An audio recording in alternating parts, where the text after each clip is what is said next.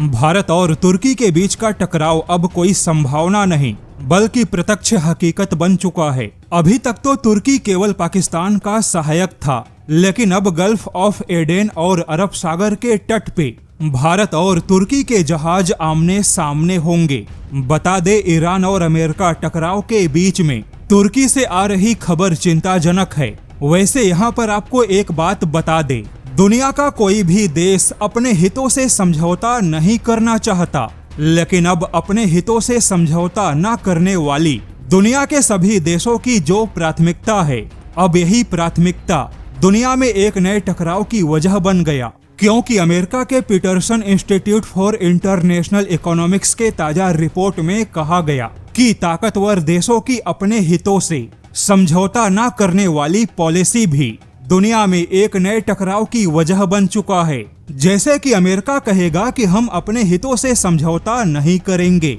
भारत और चीन भी कहते हैं कि अपने हितों से समझौता नहीं करेंगे, रूस, ईरान, यूरोप भी यही कहता है कि अपने हितों से समझौता नहीं होगा। हालांकि इन हितों के टकराव में दुनिया को छोटे और गरीब देशों की कोई परवाह नहीं, और जो ताकतवर देश है वह किसी न किसी प्रकार से अपने हितों के नाम पर किसी न किसी टकराव में उलझे हैं। और अब तुर्की भी अपने हितों के नाम पे एक नए टकराव की शुरुआत कर रहा है।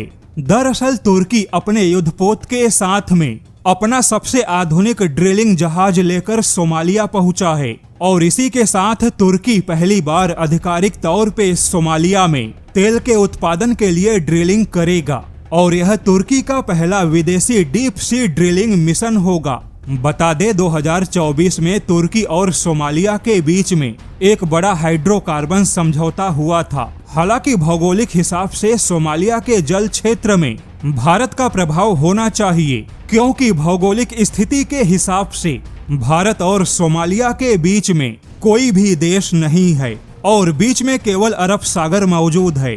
जबकि भौगोलिक क्षेत्र के हिसाब से तुर्की और सोमालिया का कोई लेना देना नहीं। तुर्की और सोमालिया के बीच में Iraq, Egypt, Saudi, Sudan, Yemen जैसे कई सारे देश मौजूद हैं, लेकिन फिर भी तुर्की सोमालिया के समुद्री क्षेत्र में पहुंच गया। अब देखा जाए तो भारत और सोमालिया के बीच में मुख्य तौर पे केवल हिंद महासागर स्थित है।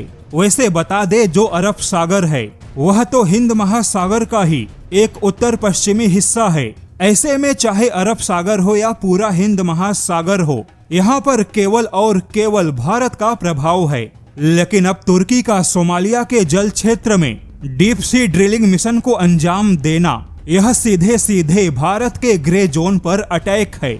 यहाँ पर आपको बता दे, तुर्की भी वह देश है जो कि भारत जैसे ही विदेशी ऊर्जा के भरोसे टिका है। भारत और तुर्की दोनों ही अपनी आवश्यकता का 85% ऊर्जा इन्हीं बाहरी देशों से मंगाते हैं, और अब तुर्की ने अपनी ऊर्जा आवश्यकता के लिए ईरान जैसे संकट को बाईपास करते हुए सीधे सोमालिया जैसे देशों में पहुंच गया। वहीं तुर्की अब सोमालिया में अपने सैन्य अड्डे भी मजबूत बना रहा है।